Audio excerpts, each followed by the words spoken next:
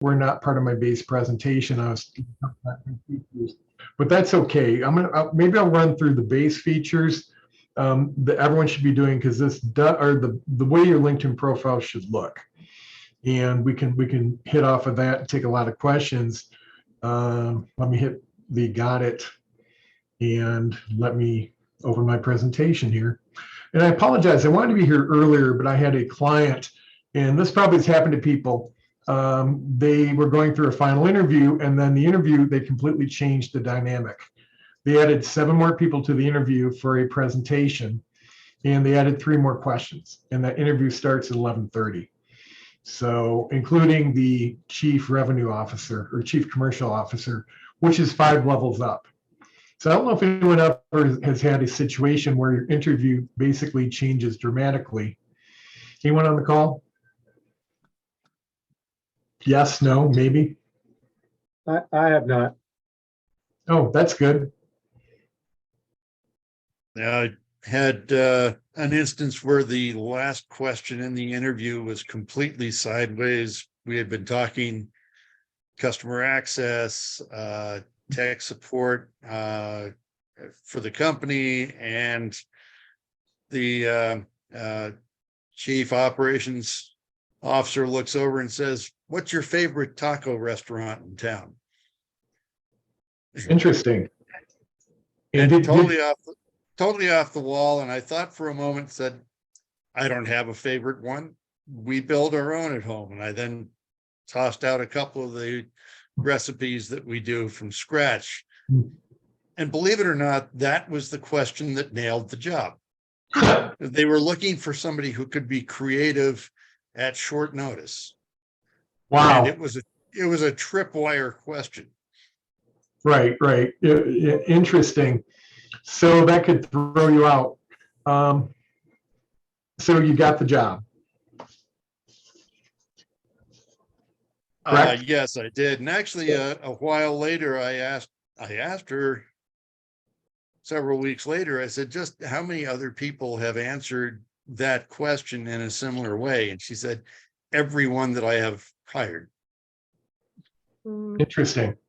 So it came down to not interesting that it came down to a question that was so obtuse for her to make her hiring decision, which goes to show that people don't hire based on logic, right? They go, her thing was a flip of a coin based on an answer. Now, obviously you had to have the credentials, but it's interesting, which gets down to the fact that we think logically that people understand how to interview and are going to hire the best qualified person. We know that's not true. Although it's what's the right word? It's very,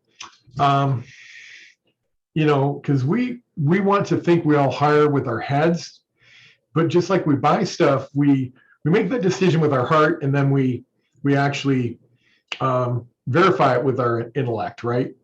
It's the same thing in hiring to a great extent.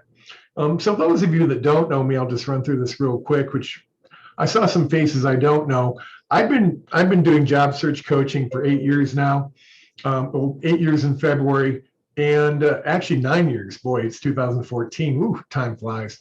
But for me, I come at this from 4 different perspectives. In my career, I got addicted to doing supply chain transformation. I was a supply chain, got a degree in supply chain from Michigan State. So I changed jobs. My first job, I was hired, and then I got let go December 13th of that year at 3:01 p.m., although I don't remember that, right? And after that, I've been let go twice.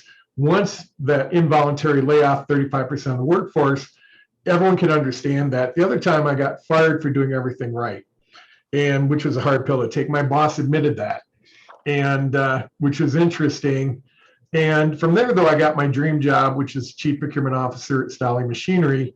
If you drink out of a can, beer, soft drinks, Stolly makes the equipment that makes the cans in Centennial, Colorado, 90% market share.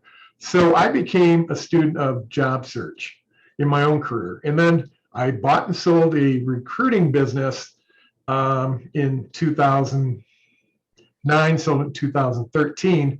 But over my time as a manager, director, vice president, and then chief procurement officer, I hired over 300 people to work directly for me, both in the U.S. and abroad.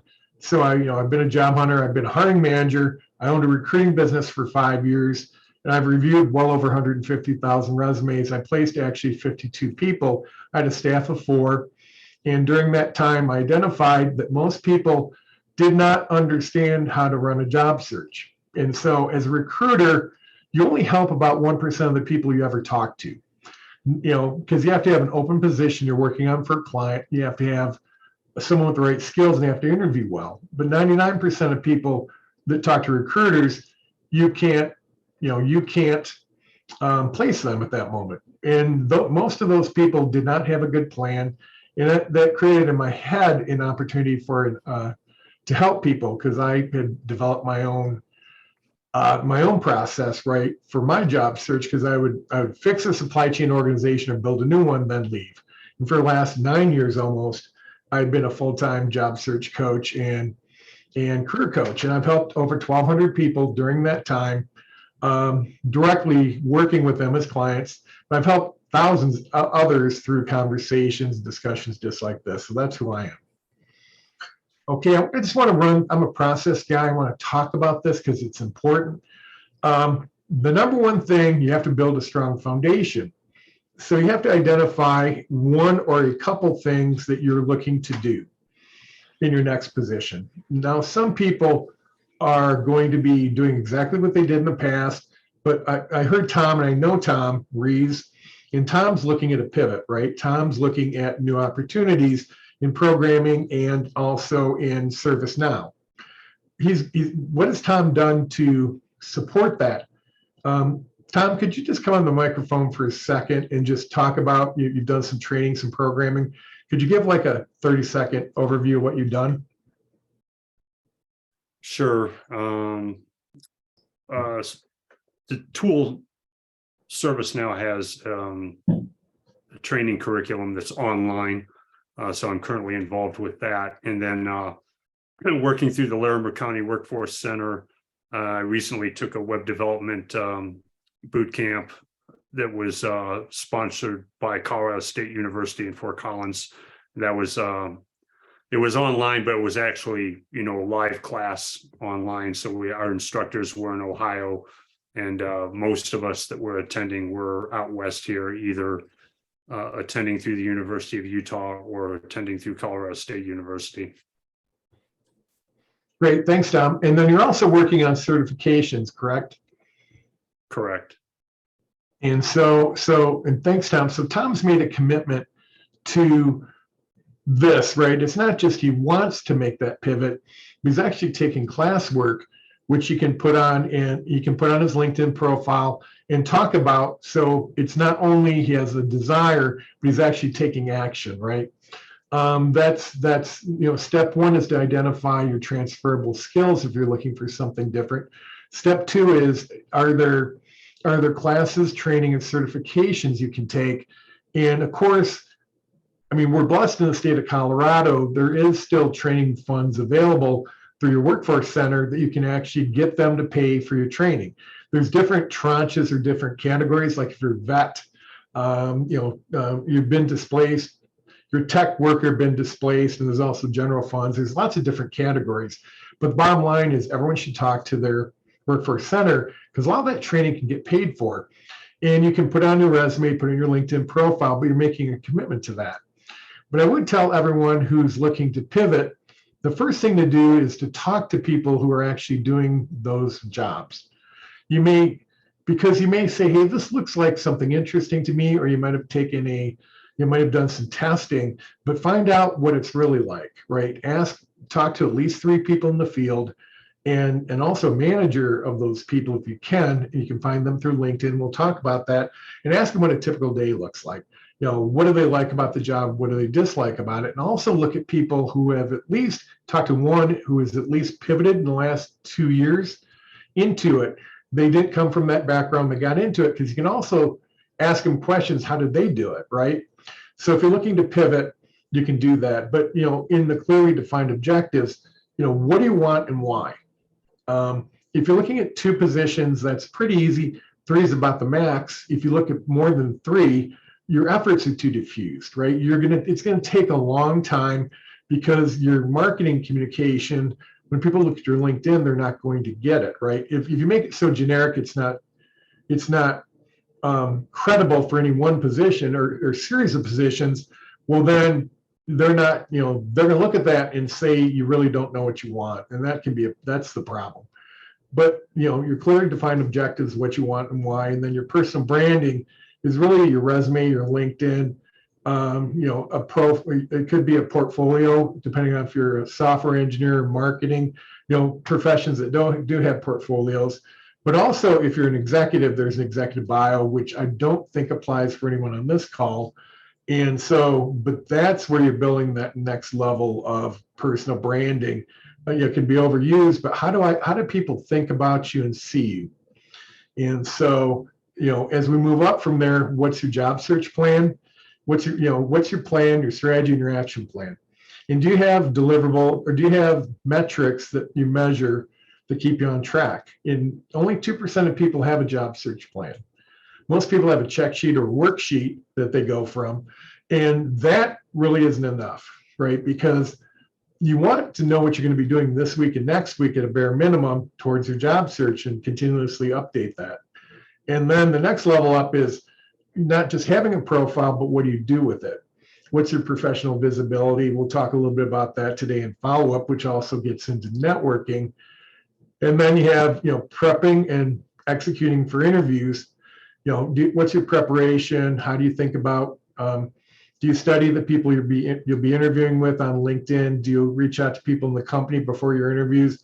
Do you think, what are the top questions that might get asked? And then how do you follow up? A thank you letter is not just a thank you letter. It's not a thank you letter at all. It's really an opportunity for you to highlight things that were important in the interview, or highlight things that made you connect to the people in the interview. Because people hire, people that they know, like, and trust. And so for those of you who are LPN on Tuesday, Kristen Unwin, who just graduated, said she researched all the people she was going to interview with. She found out one of them had a nickname.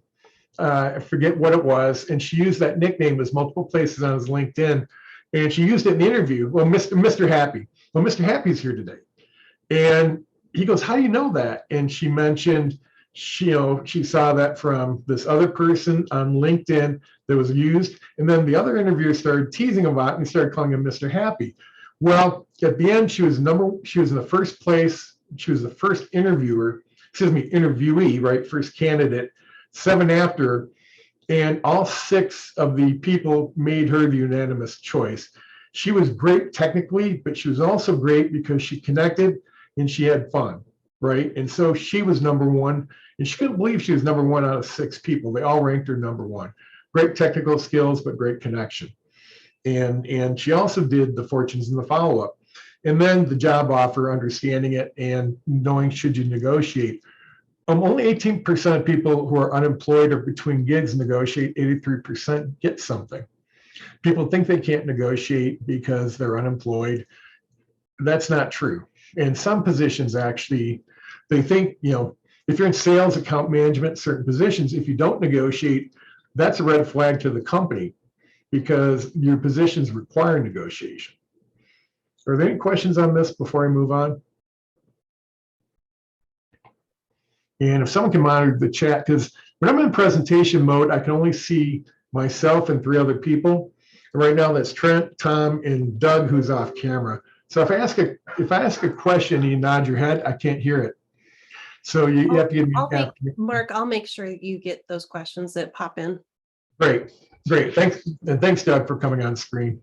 But sometimes I'll ask a question to make sure everyone's awake, and if I don't hear anything, then I'm what's going on here, people? So I was going to focus here. Before you dive a little bit further, Mark, there is Sure. one question about, are there other slides that you were wanting to present us? Because right now we just see the job search accelerator and. It didn't forward? No. Yeah, you're not in slideshow mode, just so you know. You seem to be in edit mode. Yep. Oh, wait, what happened here? I apologize. And Yeah, now you stopped sharing. And now you stopped. Yep. I did, so I could actually get back into it. Thank you.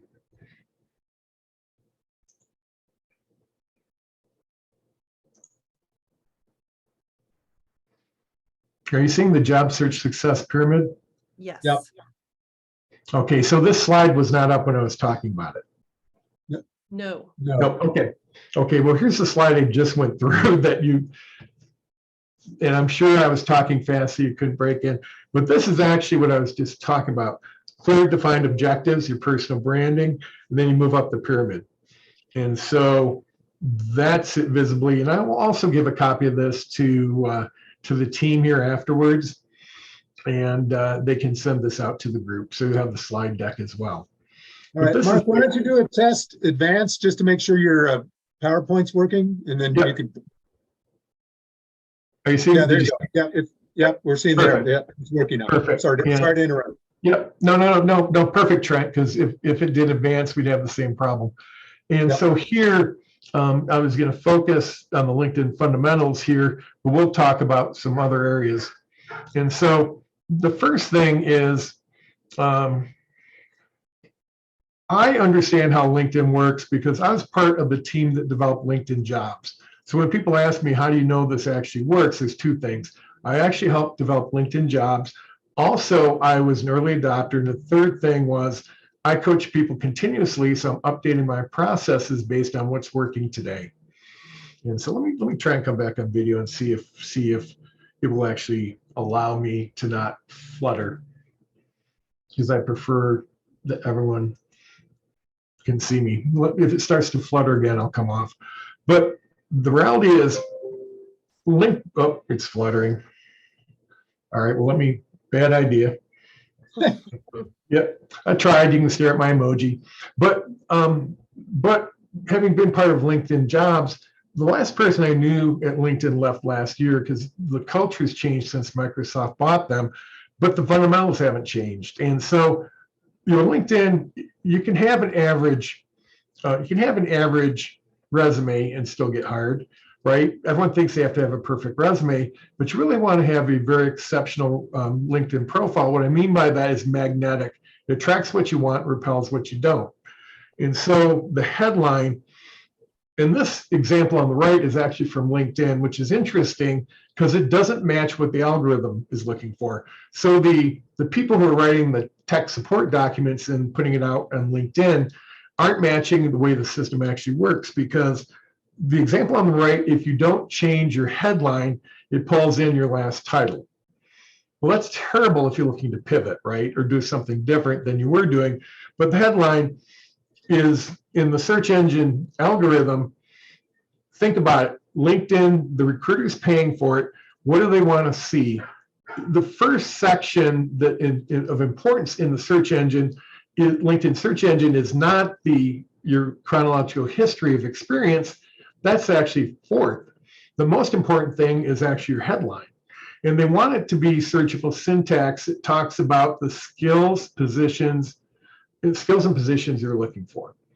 And so that's hard skills and soft skills. What would a recruiter be searching for if they're searching for you as a candidate? They're not searching for, director of purchasing with a strong background in blah, blah, blah. No, they're going to search for purchasing, cost savings, procurement, strategic sourcing, leadership, right?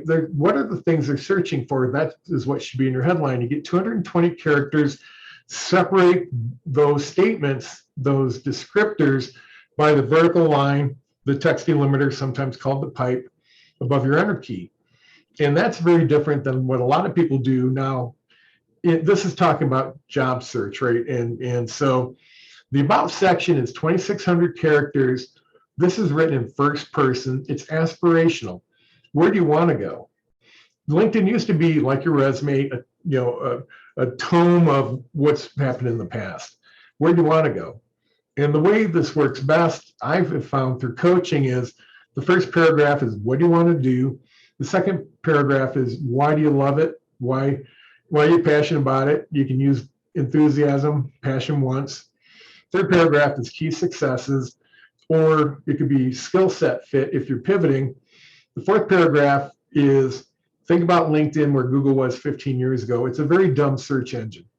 So keyword repetition is important. I'm going to show you examples of this. And so you want to repeat the skills that they're looking for. If you have two different positions you're looking for, we'd be looking at two different sets of skills.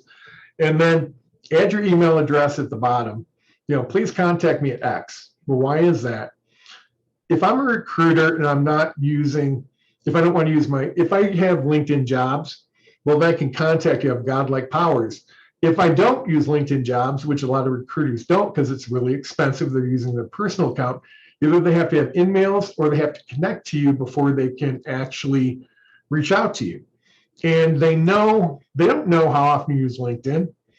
So they will pass over potential candidates if they can't quickly connect to them. And so the best thing to do is to put that in the body of your about section, not your phone number, because that can be scraped and then you'll be being robocalls, but your email address. And that way they can reach out to you. I was a recruiter for 5 years. I was a headhunter. I knew when I reached out to people, oftentimes they wouldn't get back to me. They wouldn't connect. And back then we didn't even have emails. So I'm dating myself. But really what I'm talking about here is, this gets to Kristen Unwin I just mentioned. Kristen just, she got her job after 3 months of looking. You see Kristen, a great picture, smiling, and you've got a nice background here. You could have something related to your position or just a nice nature background, but just don't leave it blank. And look at the headline: Senior Program Manager, Director of Customer Success Operations Manager, Client Implementation Manager, Writer and Editor, Problem Solving, Cross-Team Collaboration, things they would be searching for. And Leader with Integrity. This sounds commonplace, but integrity is actually a word that companies are highlighting. And both Kristen and Simon Wheeler, who some of you know, it's in his profile, people mention that integrity should be a given, but it's not in today's world. And that's a talking point. Kristen Krastowski, someone else I coached, a nice background. She's in HR, so she has a great quote here. And then she actually shortened hers after she got her job. So it's not the full 220. She's using about 130, but she shortened hers after she got her position, right? But you see what I'm talking, does everyone understand what I'm talking about here? And you may or may not have heard this. So if you're looking for multiple positions, like Tom would have to have a combination, right? If he's looking at programming, Tom would need a combination looking at programming and ServiceNow. You can also have hard skills and soft skills. So, if you're a customer success manager, client relationship management, problem solving, those top characteristics off the job description that the hiring manager or the HR recruiter may be searching for, or the third-party recruiter. Also, having this in your headline will help keep you away. If you put customer service, you're going to get a ton of unsolicited recruiters, many of them from offshore, because they're trying to recruit people in customer service. So be wary of the term customer service, unless that's truly what you do, because that actually is a keyword. That's a dog whistle for offshore recruiters to get you to send you things for customer service, which some people might have seen. Questions? Okay. Now, if we're talking about the second half, you can go look at Kristen Unwin's LinkedIn profile. Will be similar to what Kristen Krotowski's done. Strategy, execution, collaboration, change. She's a change agent in HR. In first paragraph, it's first person. I am an influential, blah blah blah, right? And you get 2,600 characters. I am passionate about human resources because it gives me this opportunity. A couple examples of her work. Whoops, I apologize. Didn't mean to hit that. A couple examples of her work. And you can see that she does have numbers in some of these examples and not in others. So if you can quantify your results, it's better. But sometimes it's difficult to quantify. And also sometimes you want to highlight something that isn't numerically driven. So if you're a project manager, you can think about, the kind of budget, how big was your project, how many team members, the products that you're delivering, the products you're working on in your product, what are you working on in your project management, right? What kind of categories of projects? So, and you could say, over the last 3 years, I've always delivered, all my projects have been delivered on time and under budget. Well, you don't have to say how many projects, right? You can just make that statement. Make statements that are, declaratory statements that will put you in the best light. And then she did put her PI information up here because predictive index is used a lot in recruiting and in company, in talent management. So she put her PI results here. And then she talked about that keyword stack, those competencies. She has a number of competencies here. It's that redundancy, right? Because LinkedIn search is unintelligent, right? It's dumb. And then please contact me at her email address.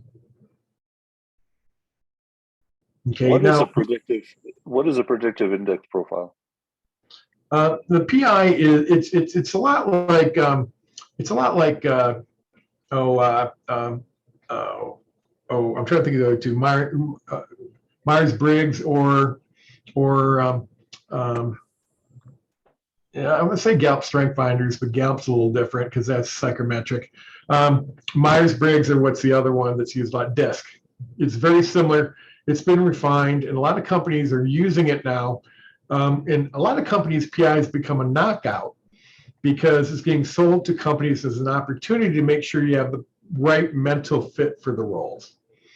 And so PI is you can look it up. It's another one of the assessments that are done. They're typically done before hire, and it's becoming more popular because they've dramatically dropped their pricing. And they have a lot of testimonials. I don't like the PI. I think it's overly simplistic, and companies are not taking it. As I talk to companies and chief HRO officers, right, CHROs and VPs, they're not doing enough to make it granular to the positions, right? They're doing it more in aggregate. Well, then you have you're creating a homogeneous workforce, right? Because you're taking people who have all the same, they have the same PI numbers. The other problem is if you're neurodivergent, if you have Asperger's, you're on the spectrum, you're ADHD or ADHD or ADD. A lot of these tests really will knock you out, and there's lawsuits in the courts right now for that. I really don't like the use of a lot of these indexes because they do knock out, most of them knock out neurodivergent candidates, and also they keep those people from hire and promotion. So we're going to see a slew of lawsuits, and I am a real I'm the Don Quixote here, but we're going to see a lot of this activity. First of all, is everyone tracking with me? Mark, did you stop your share, or is it just? I did, so I could see everyone. Okay, I could cool. it's like the chessboard. I see, a little less than half of the people, and everyone else is off camera. Good. Which always makes me wonder what they're doing. Because I guess I'm off camera today, right? But I'm not by design, right? But my pet peeve is, hey, if I'm gonna invest time and write a presentation and stake my time, I'd really like to know that people are invested themselves. But that's just me. I'm off on a rant. So, but now who's looking to pivot? Okay. Is it up top right? CRYL. Carol. Right. Okay. So you're looking to pivot. What are you looking to pivot into? I would like to work in the climate change, renewable energy industry, not necessarily different skills. I'm an attorney, and so the negotiation skills are probably similar in what I want to do, just a slightly different industry from what I come from. Okay. All right. And I'm now having a problem there. So and how have you approached that pivot? how long have you been looking? Have you started to look, or is this new? It's new. I'm recently moved to Colorado from another part of the country. And so I'm just starting. And I actually, listening to your presentation and taking notes, I find that it's difficult to put these things into LinkedIn because they keep forcing you to put in dates and you know, titles and all that. And so I'm waiting to hear like how to avoid that, Well, because I end up with, you know, I was at such and such law firm and did such and such, and it's like, it's okay, but it's not going to present it well to people that, you know, might be in the thing I want to go into. right. And you just asked a great question. Don't worry about that section first. Worry about that section last. And Okay. so I'm gonna do a live with because Carol volunteered, and I'm gonna pull her up. This will be applicable to a lot of people. And so, is everyone seeing Carol's LinkedIn? Let me see if I can drag this over to my main screen. LinkedIn's done an update. Is everyone still seeing her profile? No, I'm seeing your No. links. Oh, okay. No. No. Okay, great. Not great, but let me. Yeah, LinkedIn with their new update, when you drag from multiple screens, it doesn't automatically drag with you, which is really irritating.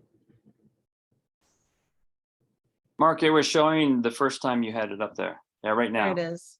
There you go. Perfect. Got it. Okay, so first of all, corporate finance and leasing lawyer, right? Okay, but we look at Carol's about section and her skills and experience. So, I mean, the first thing, Carol, where'd you move from? Florida. Oh, Florida's a good state. So, I mean, the thing for you is there's a lot of companies out here in green energy, right? So you can, in your about section, you could actually lead with, you know, recently relocated to Colorado. I am passionate about, and then you start to talk about restate it for me so you could actually have an idea what you write here. What's your passion? What are you looking for next? The energy transition, helping with the energy transition into the renewables. Yep. So recently relocated to Colorado from Florida. I'm passionate about helping in the transition to renewable energies, renewable and green energy, right? Mhm. Start there, and then talk about, because now that when I first look at your profile, what do I see in your about section first is that aspirational piece, right? And then two, as you're talking and networking with people, what are they going to see? And so in your headline right now, it's corporate finance and leasing attorney. Plus, you have that boring picture, right?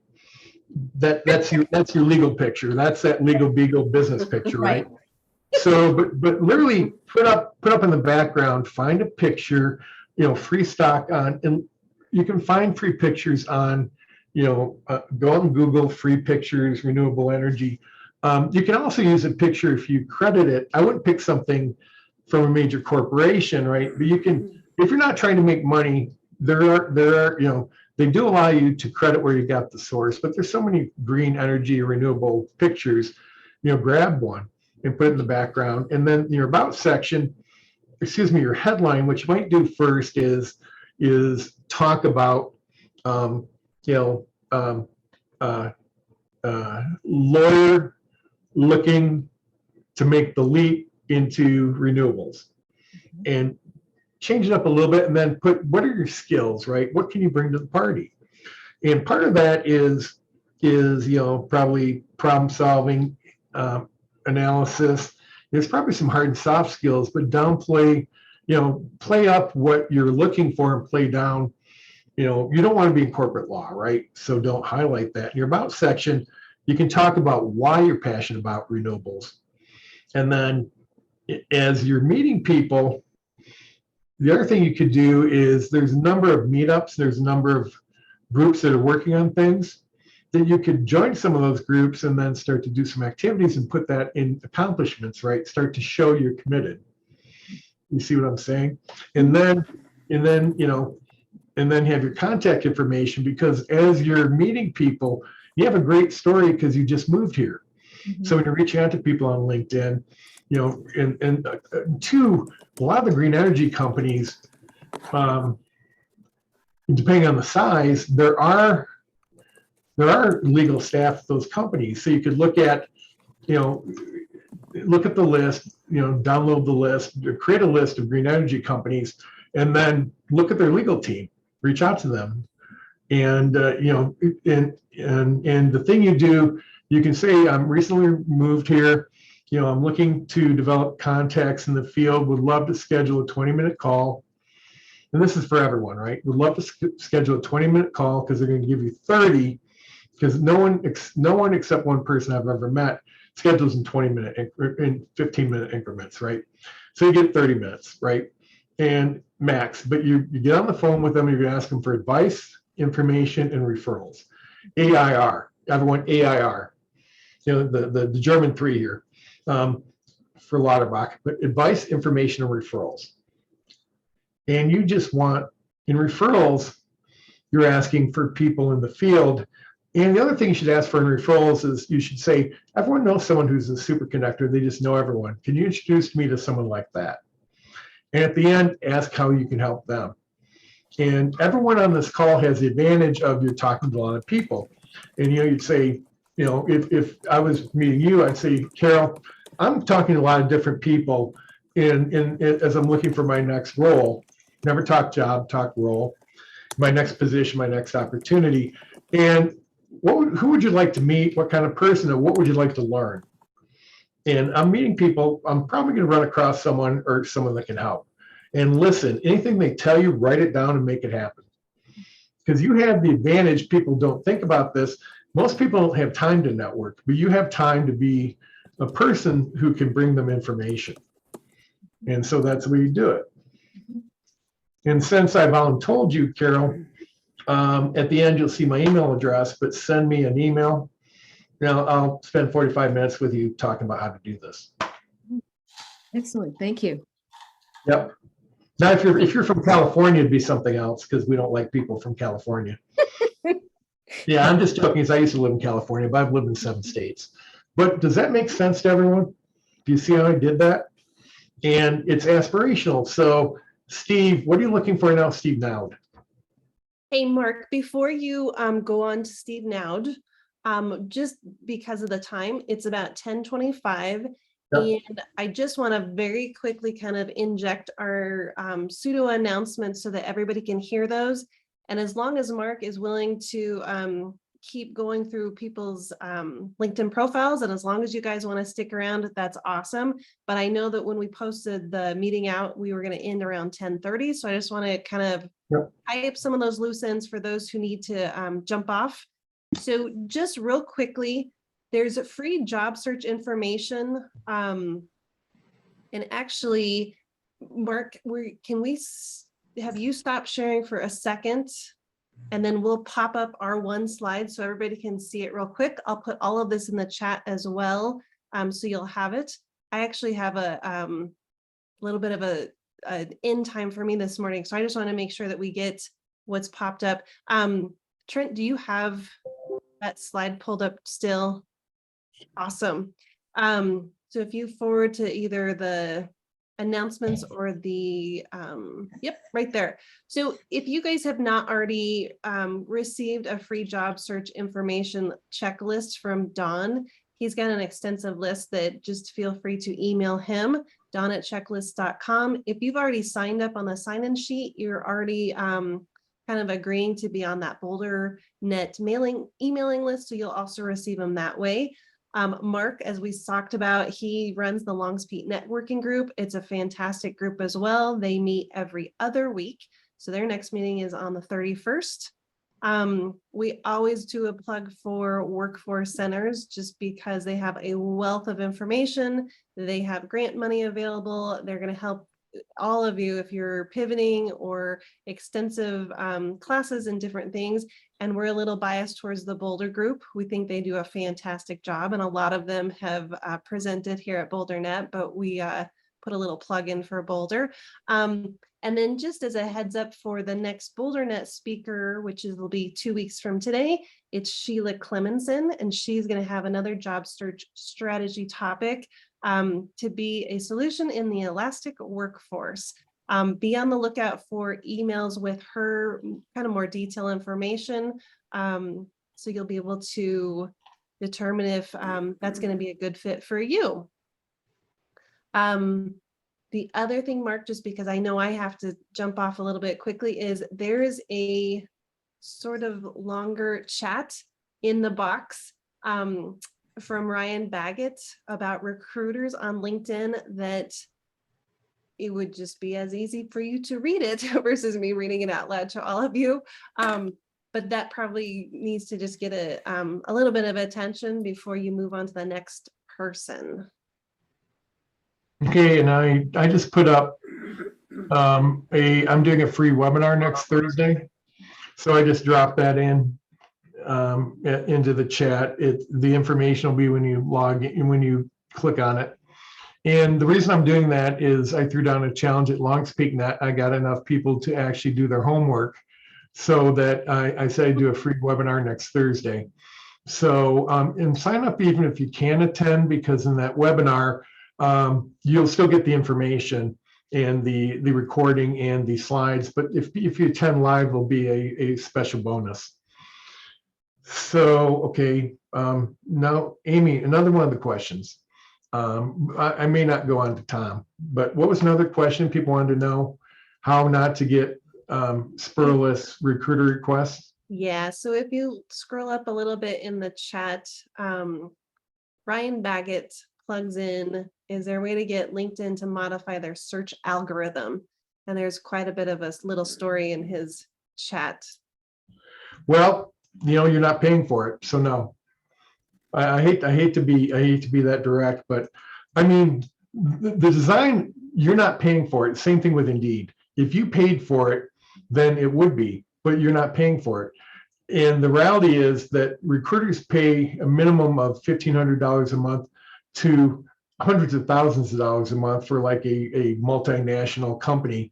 So no, it's actually designed for you not to be able to do that, because they want the greatest reach. And so you'd have to pay for it, and it'd be too expensive. Well, maybe there needs to be another option besides LinkedIn then, because that's just, if I put a resume out there and I took my resume off my LinkedIn profile. Mhm. It was in there.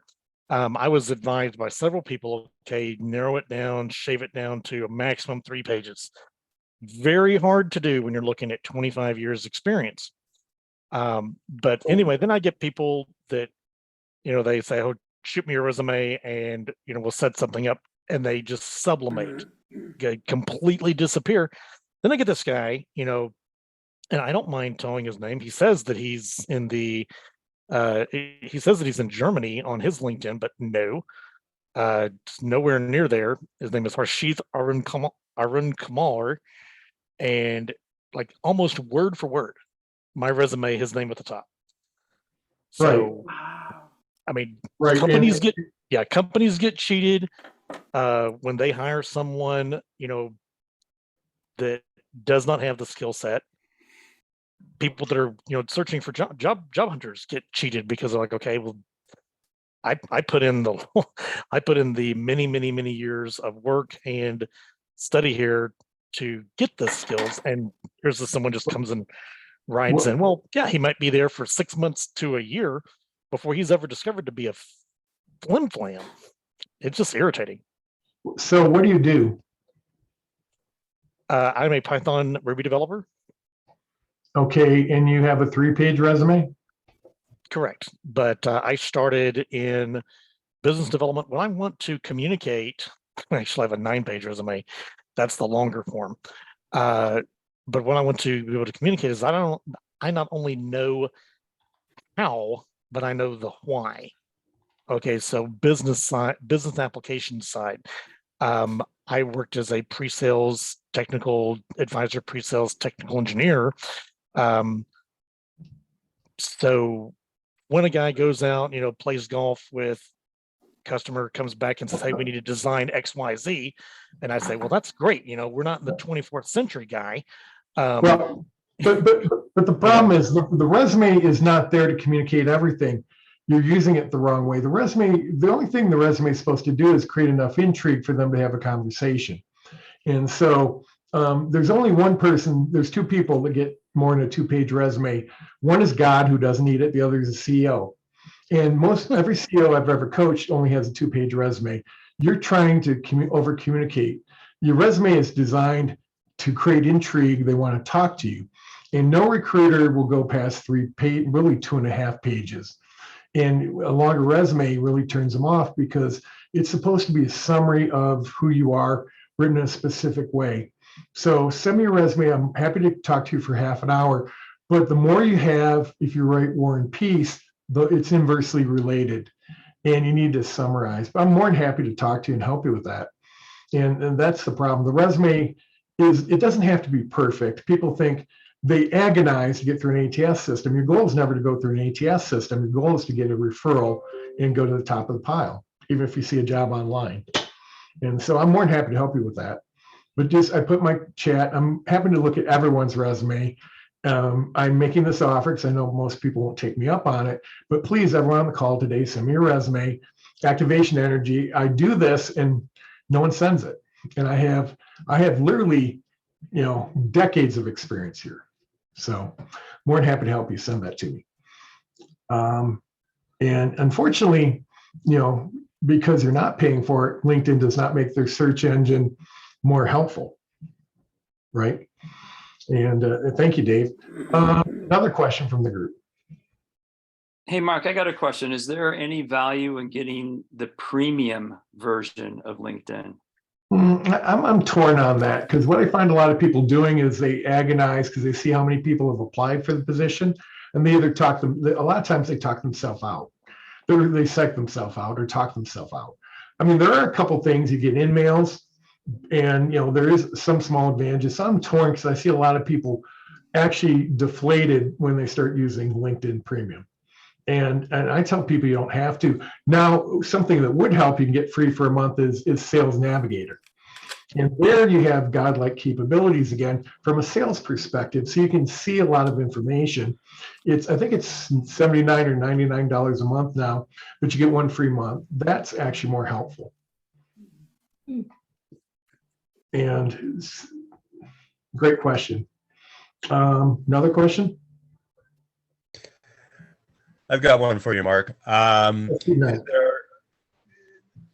Do you have a list of like keywords not to use? Like I understand like customer service, it's one of those things, would be one that you're going to get those recruiters and things like that. And is there other ones that you would say? Do you have a list that you could send us or anything like that? Actually, I can. And it's different because there's words that really turn off hiring managers and especially recruiters. And we see a lot of reliable, self-starter. We see these adjectives. Well, they're really not useful because everyone uses them. But if you're not, would we hire someone who's not a self-starter? Would we hire someone who's not reliable? When you start using these adjectives, and actually, I looked at a LinkedIn profile that had 17 in their first sentence. They were repeating over and over. They had all these words. But passion's one you got to be careful of because it's getting overused. You can use it once or twice. And also when you're interviewing. I was doing a mock interview with someone, and they said they were passionate 17 times in the interview about 17 different topics. At the end, I brought that back up. And I said only 2 of them were related to the job. You were talking about things you're passionate about had no relevance to the job. And so, but that word's becoming overused, but you can use it sparingly. But I'd be happy to send out a list. And I downloaded, or I have up on my screen the list of people that signed up. I'll just send it to leadership and people. Yeah, I'd be happy to do that. Okay, great. Thank you. And with LinkedIn, is everyone using the feature where you can record your voice? Okay. So that'll be in the slide deck. We don't have time for it now, but you have to record it on your. I have detailed instructions on the slides. You have to record it on your phone. But if you look in someone's LinkedIn profile next to their name, you see a speaker. It's 10 seconds, so you can record. If you go to my profile, Mark Lauterbach, you'll hear me pronouncing my name, but you get 10 seconds. So you can say, trying to think of someone. Let's say I said Mark Lauterbach, Director of Purchasing. So I actually give you an example in the thing that works, but you can say your name, but you have so much more time. You could say, I could say Mark Lauterbach, Director of Purchasing, great at supplier transformation or supply-based transformation. Use that. How long does it take to say your name? Just a couple seconds, right? Use the rest of the time. You can't record it on your laptop. It has to be done off the mobile, right? The other thing is you can record a video, a 30-second video, marketing video. And I'll have instructions for that as well in the slide, in the handout. And there you can actually, that appears on your profile as well. I actually accidentally took mine off when I was trying to re-record it. But basically you get a 30-second testimonial. What's your value proposition pitch? What's your elevator pitch, right? And go ahead and do that. And Steve, you could say, or Tom could say, "Hi, I'm Tom Rees. I'm looking, my next position, I'm looking for a ServiceNow, blah, blah, or a Python program or whatever," right? You get 30 seconds. You can record it and watch it, record it and watch it. And then you can then turn it on to your whole network. And those are two new features that actually work, and they're really helpful. Also, if you're interviewing with people, you can hear if they've done it. Like I was talking to a guy, Chandon, well, Chandon. Is that Chandan? I listened to it. He was a new potential client, and corporate client, he really appreciated that I was the only guy this year that's pronounced his name right. But that helps you because then you can see how people pronounce their names. Now, if it's Trent Tucker, we know that one's pretty straight, but Trent Tucker could also say in that 10 seconds what he wants, right? I'm noting that we're a few minutes, past our time. Do people want to continue going? Do people have questions for Mark? I don't want to, we're trying to be respectful of people's time here. Yeah, Mark, I had a cancellation. If people want to go an extra 5 minutes, I'm more than happy to. And then we should probably cut it so the leadership team meeting can happen. Mark, your email address, is that jumpuptheladder.com? Yep, Mark L at jumpuptheladder.com. Got it. Thanks. Everyone on the call, I was a little, I've had so much coffee today. I started talking to China at 3 o'clock in the morning. But everyone send me a resume, reach out to me, ask me questions, send me a resume, I'll give you a critique. Mark, did you put your contact info is in the sign-up sheet? I haven't done that yet. I'll do that. I'll do that right now. While It's in your presentation. It's in your preso itself. If you send that. Okay. You can stop recording it. And actually, I actually shut the sign-up sheet. Can someone repost the sign-in sheet? Because I accidentally shut it. Sure. The link, and I'll put my information in. Time for one or two more questions. Lauren, you look like you have a question.